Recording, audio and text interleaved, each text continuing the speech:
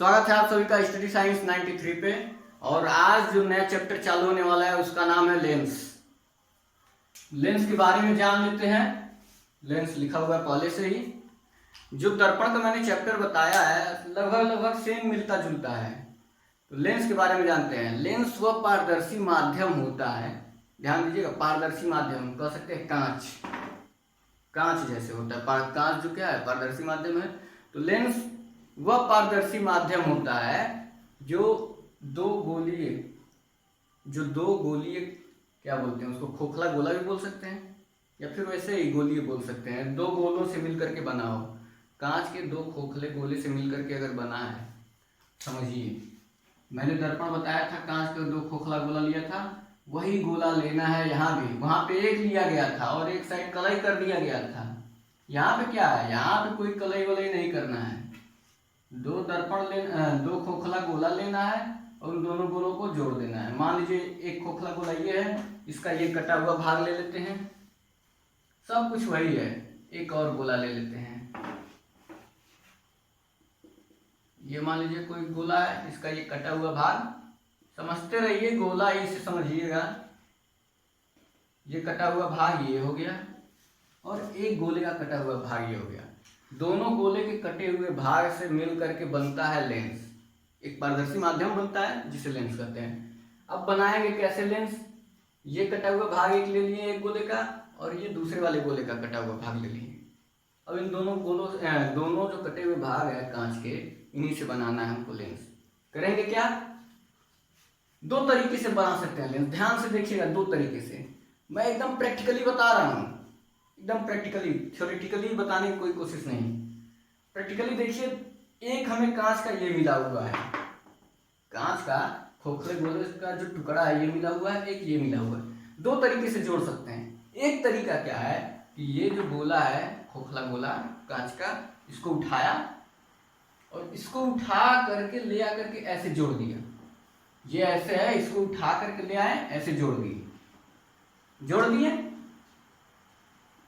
ऐसे जोड़ दिए। एक तरीका तो ये हो गया दो गोलों को मिला करके बनाने का। दूसरा तरीका क्या है कि ये है एक, और दूसरे वाले को हम लेके जाएं और ऐसे जोड़ेंगे तो ये वाला बन जाएगा। तो ऐसे ना जोड़ करके इसको लेके जाएं और ऐसे इधर कर दे, जैसे ये इधर है, इसको लेके गए और ऐसे जोड़ दिए, ऐसे जोड़ दिए। थोड़ा देखिएगा, जगह इधर कम है, ऐसे जोड़ दिए। तो एक तरीका ये हो गया। तो दो जो कटे हुए गोले के भाग हैं उनसे दो तरीके से हमने पारदर्शी माध्यम तैयार किया, एक ये और एक ये, जिसे लेंस कहते हैं। ये जो है इसको बोलते हैं कन्वेक्स लेंस। बहुत, अब ये सब चीज तो नहीं बताना चाहिए, मैंने बताया दर्पण में भी, दिमाग में दर्पण को याद रखने के लिए कन्वेक्स कनकेव का यूज किया था, लेंस का यूज किया था। और इसको क्या बोलते हैं? कनकेव, अवतल। और ये क्या है? उत्तल है। तो दो तरह के लेंस हो गए। लेंस की डिफिनेशन हो गई। उत्तल लेंस क्या, लेंस का डिफिनेशन क्या? वही दो खोखले कांच के गोले हैं, पारदर्शी माध्यम, जो दो खोखले कांच के गोले से बने हुए हैं। अब उत्तल लेंस क्या होता है? जो दिख रहा है वही बोल देना है डिफिनेशन में। कोई पूछ दे उत्तल लेंस क्या होता है, कैसे पहचाने उत्तल लेंस, तो फिर किसे कहते हैं उत्तल लेंस? तो जो दिख रहा है उसी को बता दें, वही हो गया उत्तल लेंस। क्या दिख रहा है? ऐसा लेंस जो बीच में मोटा, किनारों पे पतला हो।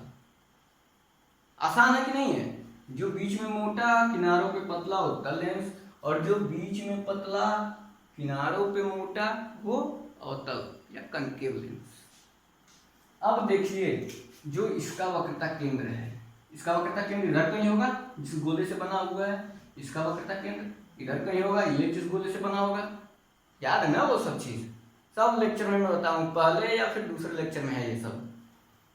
इसका वक्रता केंद्र और इसका वक्रता केंद्र, दोनों के वक्रता केंद्र को अगर हम मिला दें, एक का इधर कहीं होगा, एक का इधर कहीं होगा, इन दोनों के वक्रता केंद्रों को अगर मिला दिया जाए तो इसको कहते हैं प्रिंसिपल एक्सिस। एक्सिस हिंदी में मुख्य अक्ष, इसको बोलते हैं मुख्य अक्ष। वहां भी मैंने बताया था मुख्य अक्ष दर्पण में, इसमें भी वही चीज कर सकते हैं, इसका इधर कहीं होगा वक्रता केंद्र, इसका इधर कहीं होगा वक्रता केंद्र, उन दोनों को मिला देते हैं, इसको बोला जाता है मुख्य अक्ष। ये हो गया मुख्य अक्ष। तो लेंस हो गया, टाइप्स ऑफ लेंस हो गया, और दोनों टाइप्स का डिफिनेशन हो गया, वक्रता मुख्य अक्ष हो गया। इसके बाद से आगे और क्या दिया है, कुछ इससे रिलेटेड और टर्म है। और टर्म से पहले एक चीज और दिया हुआ है किताब में कि जो लेंस की अभिसारी और अपसारी प्रकृति होती है वो क्या होती है, diverging and converging nature, diverging और कन्वर्जिंग। ये क्या होता है डाइवर्जिंग नेचर, कन्वर्जिंग नेचर, सब कुछ बहुत आसान है, सब प्रैक्टिकली आप समझ सकते हैं। डाइवर्जिंग को बोला जाता है हिंदी में अपसारी, अपसारी, और इसको क्या बोलते हैं, कन्वर्जिंग को अभिसारी। तो अक्सर इसी में किसी को अभिसारी लेंस बोलते हैं और किसी को अपसारी बोलते हैं। किसको क्या बोलते हैं वो भी मैं बता रहा हूं, और क्यों बोलते हैं ये भी बता रहा हूं। देखिए अब इस जो उत्तल लेंस है इसको हम मान लेते हैं प्रिज्म, एक कटा हुआ प्रिज्म से मान लीजिए उत्तल लेंस बना है, ऐसा मान लेते हैं। ये मान लीजिए छोटे छोटे प्रिज्म से मिल करके बना है। ये एक छोटा सा प्रिज्म हो गया,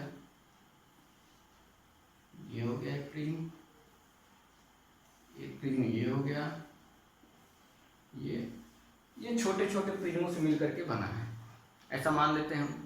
अब मानने के बाद प्रकाश की किरण हम गुजारते हैं, और हमको पता है प्रकाश की किरण जब प्रिज्म में से हो करके जाती है तो जब अपवर्तन होता है तो क्या होता है, ये जो प्रिज्म का आधार है उधर झुक जाती है। इस प्रिज्म का आधार किधर है, इस प्रिज्म को किसके बल पर रख सकते हैं, आधार मतलब बेस, तो यही है ना बेस। इस प्रिज्म का आधार ये है, इस प्रिज्म का आधार जो चौड़ा वाला भाग है ये है, इसका ये है। इस प्रिज्म का आधार कौन सा है, ये नहीं है, इस प्रिज्म का आधार ये है, क्योंकि और इस प्रिज्म का आधार ये वाला है, इस प्रिज्म का ये वाला आधार। तो हम जानते हैं प्रकाश की किरण अगर जाएगी तो यहाँ से आधार की ओर झुक जाएगी, झुक जाएगी, पता है इतना। ये भी क्या है, झुक जाएगी, ऐसे झुकेगी, क्लियर है। तो जब हम देखते हैं प्रिज्म, ये क्या है उत्तल लेंस, प्रिज्म का टुकड़ा मान लेते हैं और देखते हैं कि जब प्रकाश की किरण जा रही है तो वो आधार की ओर झुक रही है, और सारे जो टुकड़े हैं उनको मिला करके देखते हैं तो जितने भी किरण या फिर जितने भी रेस जा रहे हैं इधर से वो अपवर्तन के पश्चात किसी एक बिंदु पे मिलती हुई प्रतीत नहीं, एक बिंदु पे मिलती है। जब भी हम गुजारते हैं मुख्य अक्ष के समांतर किरणें तो वो किसी एक बिंदु पे जाकर के मिलती है, और किसी एक बिंदु पे मिलने के कारण इस उत्तल लेंस को अभिसारी लेंस या फिर कह सकते हैं कन्वर्जिंग लेंस भी बोलते हैं। एक बिंदु पे मिलता है जिसकी वजह से इसको अभिसारी या फिर कन्वर्जिंग लेंस भी बोलते हैं। ये तो सिंपल है, बहुत सिंपल। कन्वर्जिंग डाइवर्जिंग, जैसे लोग बोलते हैं ना कि यार दिमाग मेरा डाइवर्ट हो गया, रूट डाइवर्ट हो गया, मतलब क्या है कि या फिर डाइवर्ट कर दिया, वो उसको डाइवर्ट कर दिया, मतलब क्या है कि वो अपनी सीधी रेखा से जाना था उसको दूर कर दिया, डाइवर्ट कर दिया, दूर कर दिया, बाहर कर दिया, होता है ना। डाइवर्ट का मतलब दूर कर देना, कन्वर्ज का मतलब किसी एक पॉइंट पे कन्वर्ज हो जाना, मिल जाना। कन्वर्ज का मतलब क्या होता है, किसी एक जगह मिल जाना। तो नाम से ही लग रहा है कन्वर्ज मतलब कन्वर्जिंग है तो किसी एक पॉइंट पे मिलेगी, डाइवर्जिंग है तो डाइवर्ट हो जाएगी। तो डाइवर्जिंग में क्या होता है, इसको तो समझ गए ना, अभिसारी क्यों बोलते हैं, क्योंकि सारे जो वो प्रकाश की किरण है वो किसी एक पॉइंट पे मिलते हैं, इसलिए इसको क्या बोलते हैं, कन्वर्जिंग लेंस। डाइवर्जिंग में क्या होता है, जब प्रकाश की किरण, इसको भी छोटा छोटा प्रिज्म मान लिया जाए, इसको भी, इसका आधार कहाँ होगा, ऊपर होगा, तो ये क्या होगा, इधर ऊपर की ओर जाएगी। इसको, इसका आधार कहाँ होगा, यहाँ होगा, ऊपर की ओर। इसका आधार कहाँ होगा, ऊपर की ओर। सारे डाइवर्ट हो जा रहे हैं, ऊपर चले जा रहे हैं, इधर चले जा रहे हैं, किसी एक पॉइंट पे नहीं मिल रहे हैं, फैल जा रहे हैं। जितने भी प्रकाश की किरण है, जब भी यहाँ से अपवर्तन हो रहा है इस लेंस से, तो क्या हो रहा है, डाइवर्ट हो जा रहे हैं। तो इसी कारण से जो अवतल लेंस है इसको क्या बोलते हैं? Diverging lens. इसको क्या बोलते हैं? डाइवर्जिंग या फिर अपसारी। डाइवर्जिंग लेंस या फिर अपसारी। तो ये हो गया डाइवर्जिंग और कन्वर्जिंग के बारे में। इसके बाद से थोड़ा सा सम डिफिनेशन रिलेटेड विथ लेंसेज, मतलब लेंस से रिलेटेड कोई डिफिनेशन है उसको भी जान लीजिए। तो सबसे पहला डिफिनेशन दिया हुआ है एनसीईआरटी में, प्रकाशिक केंद्र, जिसको बोलते हैं ऑप्टिकल सेंटर। सब जानते चले आप, जल्दी जल्दी, थोड़ा सब पढ़ चुके हैं, केवल बताना है। और ये सब चैप्टर बहुत आसान है। प्रकाशिक केंद्र, वक्रता केंद्र याद है? वक्रता केंद्र याद है तो वही चीज प्रकाशिक केंद्र है। वही प्रॉपर्टी उस प्रकाशिक केंद्र का भी है जो वक्रता केंद्र का था। वहां पे उसको P से डिनोट करते थे, वक्रता केंद्र, सॉरी ध्रुव। आप लोग ध्यान देते रहिए, मुझसे गलती से निकल गया वक्रता केंद्र, पर दिमाग में वही था ध्रुव। जो पोल होता है, जो पोल होता था वही काम यहाँ पे ऑप्टिकल सेंटर करेगा। प्रकाशिक केंद्र, वहां पे P से पोल को डिनोट किया जाता था, यहाँ पे C से डिनोट करेंगे प्रकाशिक केंद्र को। होता क्या प्रकाशिक केंद्र? जो लेंस है, दो तरीके से या फिर किसी भी तरीके से आप इसको डिफाइन कर सकते हैं। मैं पहला तरीका बता रहा हूँ, सबसे आसान तरीका ये है कि जो लेंस का मध्य भाग होता है, मध्य बिंदु, ये लेंस है पूरा, इसका जो मध्य बिंदु है यहाँ कहीं मध्य बिंदु, या फिर कह सकते हैं मुख्य अक्ष पर। ये क्या है? मुख्य अक्ष है ना, सबसे अच्छा जो बोल सकते हैं डिफिनेशन स्टैंडर्ड क्वालिटी का। मुख्य अक्ष पर लेंस के मध्य बिंदु जो होता है, लेंस का जो मध्य बिंदु होता है, मुख्य अक्ष पे लेंस का मध्य बिंदु प्रकाशिक केंद्र कहलाता है। ये बोल सकते हैं। मैं किताबी डिफिनेशन रटवा नहीं रहा हूँ, बस आपको याद होना चाहिए क्या बोला जाता है, किसको क्या बोलते हैं, दिमाग में रहे, कोई पूछ दे तुरंत बता दीजिए। ये नहीं कि रटा रटाया कब तक याद रहेगा। आज रटेंगे कल भूल जाएंगे। पर इन सबको प्रैक्टिकली सोचिए ना, थियोरेटिकली कितना कोई सोचेगा। हाई स्कूल से लेकर के आपको कोई बीटेक करेगा, कोई बीएससी एमएससी करेगा, कितना कोई थियोरेटिकली सोचेगा, कितना याद रखेगा? प्रैक्टिकली सोचिए, आसान होगी, भूलेगा नहीं कभी। तो ये जो है वो प्रकाशिक केंद्र हो गया, मतलब मुख्य अक्ष पे जो लेंस का जो केंद्र होता है या फिर मध्य बिंदु होता है, वही क्या होता है? प्रकाशिक केंद्र होता है। यहाँ भी वही चीज कर सकते हैं। दूसरा तरीका क्या है? उसमें क्या था? नहीं, उसका छोड़िए, वहां थोड़ा सा अलग था दर्पण वाले में। दूसरा तरीका यह है कि प्रकाशिक केंद्र लेंस का वह मध्य बिंदु होता है जहां से प्रकाश किरण जब गुजरती है तो अपवर्तन के पश्चात अपने ही मार्ग में सीधे निकल जाती है। अभी मैं बताऊंगा वो जो रूल होगा ना प्रतिबिंब बनाने के, rule for formation of image, वहां पे आएगा, वो एक रूल हो जाएगा। मैंने वो वक्रता केंद्र से बताया था ना दर्पण में, यहाँ पे भी होगा। तो दूसरा तरीका क्या है? प्रकाश की किरण जिस बिंदु से होकर के अपवर्तन के पश्चात अपने मार्ग से वो डाइवर्ट नहीं होती है, मतलब मुड़ती नहीं है, वही बिंदु जो है वो क्या बोलते हैं? प्रकाशिक केंद्र कहलाता है। ये हो गया दूसरा तरीका प्रकाशिक केंद्र बताने का।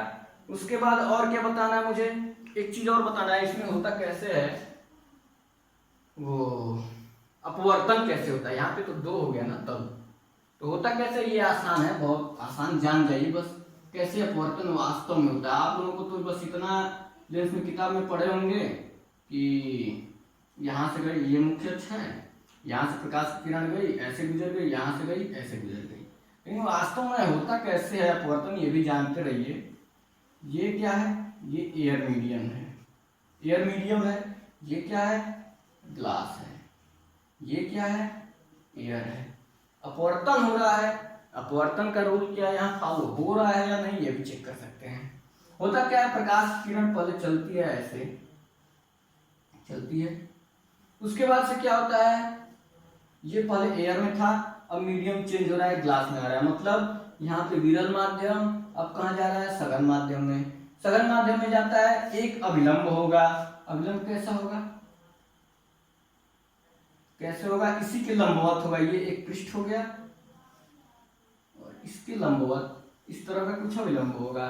अब किधर जा रहा है ये, ऐसे मान लीजिए ये अभिलंब हो गया नॉर्मल। अब ये क्या होगा, सघन माध्यम में जा रहा है तो क्या होगा, केंद्र की ओर जाएगा, अभिलंब की ओर झुकेगा या दूर हटेगा, मैंने बताया था, ये तो नहीं बोलना चाहिए। विरल माध्यम से सघन माध्यम में प्रकाश की किरण जा रही है, वो अभिलंब के पास आएगी या दूर हटेगी। सघन माध्यम में जा रही है मतलब साथ हो जाएगी, सघन माध्यम में जा रही है मतलब साथ हो जाएगी अभिलंब के, मतलब क्या होगा कि ये इसकी ओर झुकेगी, तो ये सीधे ना जा करके जाना चाहिए तो सीधे, लेकिन थोड़ा सा ऐसे झुक जाती है। झुकने के बाद अब देखिएगा आगे फिर होता है अपवर्तन। एक अपवर्तन तो यहाँ से हुआ, दूसरा अपवर्तन, अब ये प्रकाश की किरण हो गई ग्लास मीडियम में, अब यहाँ से अपवर्तन क्या होगा, एयर में होगा, मतलब सघन माध्यम से विरल माध्यम में होने वाला है। और यहाँ पे अभिलंब क्या होगा, ऐसे ही कुछ अभिलंब होगा, लंबवत होगा एकदम, यहाँ जो बिंदु है यहाँ पे स्पर्श रेखा खींच दे, वहां से लंबवत एक अभिलंब खींच दे, मैथ वाले जानते होंगे, अभिलंब ऐसे कुछ होगा। अब जब एयर में जाएगा तो वो दूर हटेगा या पास जाएगा, ये प्रकाश, ये सब भूल जाए, ये प्रकाश की किरण है, ये ग्लास है। अब सघन माध्यम से विरल में जा रहा है, मतलब डेंसर मीडियम से कहाँ जा रहा है, रेयर मीडियम में, रेयर मीडियम में जाएगा तो ये दूर हटेगा या पास जाएगा। अभी यहाँ पे पास जा रहा था, यहाँ पे क्या होगा, दूर हटेगा। विरल मतलब दूर दूर, विरल मतलब क्या, दूर दूर करो, तो यहाँ पे क्या होगा, दूर जाएगा, दूर जाएगा तो कैसे जाएगा, ऐसे जाएगा। और जब हम टोटली देखते हैं रिजल्टेंट इस प्रकाश की किरण का, तो ये लगता है कि एक सीधे में ही जा रहा है, इसलिए हम नॉर्मली जब भी बताते हैं लड़कों को या बच्चों को तो सीधे बताते हैं कि प्रकाश की किरण से जा रही है, लेकिन वास्तव में क्या होता है, थोड़ा सा इधर जाती है फिर इधर जाती है, लेकिन रिजल्टेंट क्या होता है, एकदम एक सीध में जाती है, ये बताते रहते हैं। और ऐसे हम लोग, ऐसे ही पूरा चैप्टर खत्म हो जाएगा। अब ये सब थोड़ी कोई बताएगा इसके अंदर इधर गया फिर इधर गया, इतना लगेंगे बताने तो फिर बहुत ज्यादा टाइम लग जाएगा, समझने में भी दिक्कत होगी। तो ये हो गया एक प्रॉपर्टी। इसके बाद से अगला जो पॉइंट है वो है फोकस दूरी या फिर फोकस, फोकल लेंथ। फोकस जान जाए तो फोकस दूरी भी जान सकते हैं। गर्मी थोड़ी है यहाँ पे, आज सूट में भी दिक्कत हुई है काफी, लाइट की भी प्रॉब्लम थी। फोकस दूरी को जानने के लिए हम ये साफ कर देते हैं। दर्पण वाला फोकस दूरी तो याद होगा सबको, क्या होता है, वही चीज यहाँ भी है, वही रूल वही सब कुछ। एक बार अगर इसको पढ़ लिए तो दर्पण भी तैयार, लेंस भी तैयार पूरी तरीके से। और अगर एक बार बुक से भी पढ़ लिए तो फिर एग्जाम के टाइम दोहराने की जरूरत होगी, इसके अलावा और कुछ नहीं। बताना है हमको फोकस या फिर फोकल लेंथ। चलिए फोकल लेंथ ही बताते हैं। दोनों लेंस ले लेते हैं। कौन कौन सा लेंस, कन्वेक्स और कनकेव दोनों ले लेते हैं। एक तो ये हो गया, अब बताना नहीं पड़ेगा कौन सा है, ये कनकेव है या कन्वेक्स है। दूसरा इसको ले लेते हैं, और नाम तो हमें लिखना ही पड़ेगा। ये है कन्वेक्स उत्तल लेंस और ये है अवतल कनकेव। अब हमको बताना है फोकस या फिर फोकस दूरी। फोकस क्या होता है, यहां पे थोड़ा मुख्य अक्ष लगा देते हैं। किसी बिंदु से, यदि किसी बिंदु से प्रकाश की किरण निकलती है और अपवर्तन के पश्चात वह मुख्य अक्ष के समांतर हो जाए या फिर मुख्य अक्ष के समांतर जाती हुई प्रतीत होती है अपवर्तन के पश्चात, तो जिस पॉइंट से निकलती है या फिर निकलती हुई प्रतीत होती है उसे क्या कहेंगे, प्रथम फोकस, या फिर जो दूरी होगी यहां से यहां तक की प्रथम फोकस दूरी। खैर सुनिए मत, देखते भी रहिए। कह रहा है कि किसी बिंदु से निकलने वाली प्रकाश की किरण अपवर्तन के पश्चात अगर मुख्य अक्ष के समांतर हो जाती है, तो जिस बिंदु से प्रकाश की किरण निकलती है उस बिंदु को कहते हैं प्रथम फोकस। मतलब इस बिंदु से प्रकाश की किरण ऐसे निकल रही है और अपवर्तन के पश्चात लेंस से मुख्य अक्ष के समांतर हो जाए, ऐसे यहां से निकल रही है, मुख्य अक्ष के समांतर हो गई। मुख्य अक्ष के समांतर हो जाए तो जिस बिंदु से निकल रही है, इस बिंदु को क्या बोलेंगे? प्रथम फोकस, एफ डैश। क्या है ये? प्रथम, हिंदी में लिख देते हैं फोकस। ये हो गया। इसमें क्या होगा? वही है जैसे उसमें था, प्रतीत होती है, यहां प्रतीत होती है। किसी बिंदु से क्या कह रहे हैं, यदि किसी बिंदु से कोई प्रकाश की किरण आती हुई प्रतीत होती है और लेंस से अपवर्तन के पश्चात मुख्य अक्ष के समांतर हो जाए, देखिए कैसे, यही कहीं बिंदु मान लेते हैं।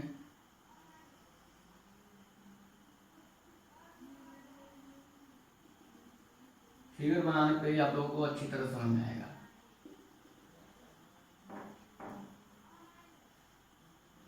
डाइवर्जिंग नेचर है इसका, क्या कर सकते हैं।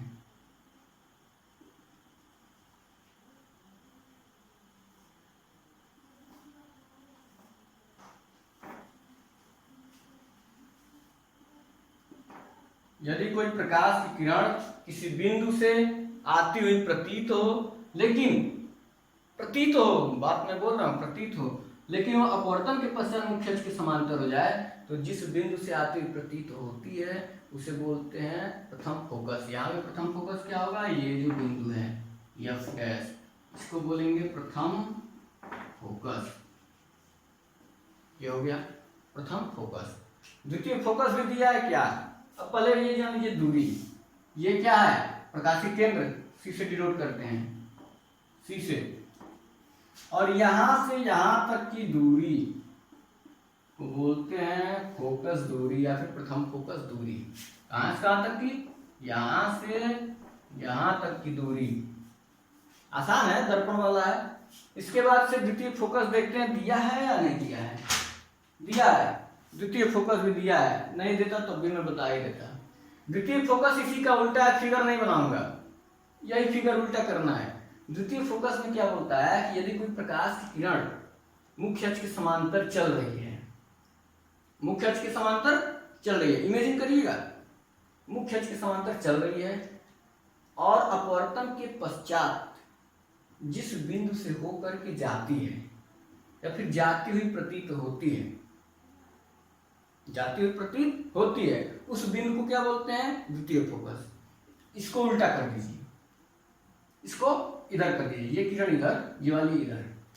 क्या कर रहा है? यदि कोई प्रकाश किरण मुख्य अक्ष के समांतर चल रही है, उल्टा इसको सोचिएगा, समांतर चल रही है, अपवर्तन के पश्चात जिस बिंदु से होकर के जाती है, ये वाला बिंदु इधर कहीं होगा, जिस बिंदु से होकर के जाएगी यही कहीं होगा, उसी को बोलेंगे द्वितीय फोकस, सेकेंड फोकस। और यहां से यहां तक की दूरी द्वितीय फोकस दूरी। क्लियर है? इसमें क्या हो जाएगा? इसको भी उल्टा कर दीजिए, मुख्य अक्ष के समांतर जा रही है, इधर जाएगी, डाइवर्जिंग है नेचर, लेकिन प्रतीत होती है किसी बिंदु पे आती हुई, और जिस बिंदु पे मिलेगी उसी को प्रतीत होगी, उसी को क्या बोलेंगे? द्वितीय फोकस बोलेंगे, एफ बोलेंगे, एफ बोल देते हैं। हो गया प्रथम फोकस, द्वितीय फोकस। अब इसके बाद से देख लेते हैं आगे क्या है। फोकस तल है, फोकल प्लेन बताना पड़ेगा। फोकल प्लेन जो दर्पण में था वही यहाँ भी है। फोकल प्लेन मतलब फोकल पे जो प्लेन है वही फोकल प्लेन। फोकस पे, फोकस पॉइंट पे जो मुख्य अक्ष के लंबवत, मैंने ऐसे हाथ रख के बताया था वहां पे भी, मुख्य अक्ष के लंबवत ये जो प्लेन है, ये प्लेन मुख्य अक्ष के लंबवत, उसी को बोलते हैं फोकस, फोकल तल, फोकल प्लेन या फिर फोकस तल। ये हो गया या फिर ये हो गया, यहाँ हो गया, ऐसे रख दे, या फिर ये जो तल है, यही जो तल है इसी को बोलते हैं फोकस तल। उसके बाद से आगे अब दिया है लेंस द्वारा प्रतिबिंब बनाने के नियम, principle of formation of image by lens.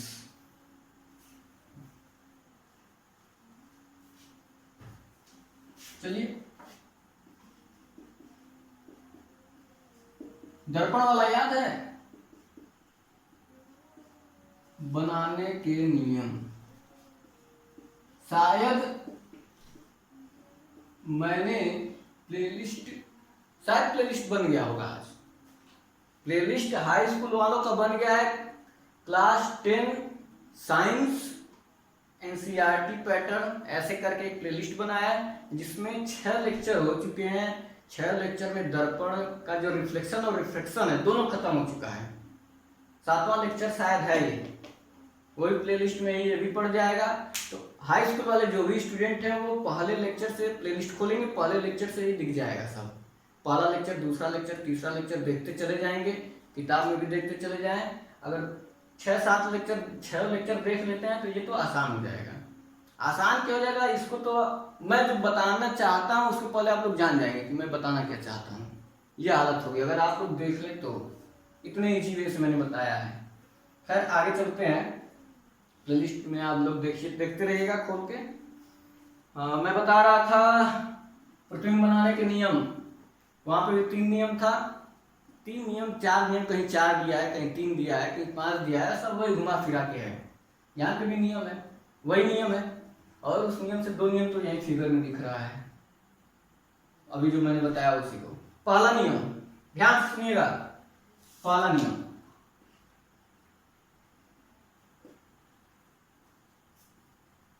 उल्टा करके बताते हैं। पहला नियम वही बताते हैं, आसान वाला। चलिए आसान वाला बताते हैं। मुख्य अक्ष के समांतर चलने वाली प्रकाश की किरण अपवर्तन के पश्चात कहां से होकर जाएगी, फोकस से होकर के जाएगी या फिर जाती हुई प्रतीत होगी।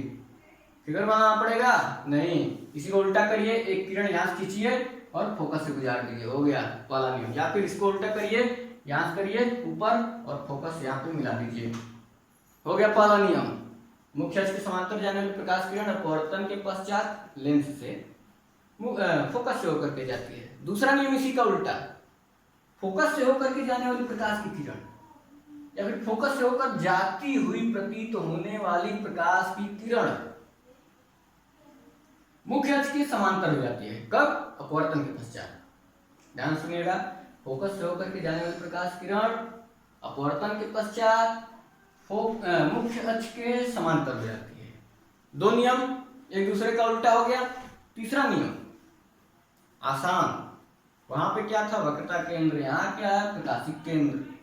देखते हैं, जब कोई प्रकाश की किरण प्रकाशिक केंद्र से होकर के गुजरती है तो वो अपने मार्ग से बिना विचलित हुए निकल जाती है। मतलब प्रकाश की किरण यहां से चली, अगर प्रकाशिक केंद्र से होकर के गुजर रही है तो वो सीधे उसी मार्ग में निकल जाती है, सीधे उसी मार्ग में निकल जाती है। ये 3 नियम है, इन्हीं 3 नियमों में से कोई 2 नियम लगाना है और इमेज बनाना है।